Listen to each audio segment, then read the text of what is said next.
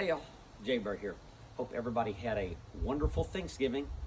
It's been cold and rainy here in southeast Texas. But anyways, so one of the questions I've been getting is, what kind of birds do we kind of keep down here during the winter time? Well, Texas usually gets a lot of the warblers. So as you've probably seen in some of the videos before, the orange crown warblers have been flying around, and we have a lot of yellow-rumped warblers. And the goldfinches will show up too, which I've mentioned many times. But so yeah, look for those, and I'll try to post them in shorts as well, short videos. All right, here we go. Joke of the day, week, month, year.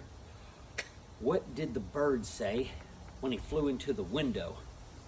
What a pain. Jaybird, Yep, always a nerd. yep. Like and subscribe.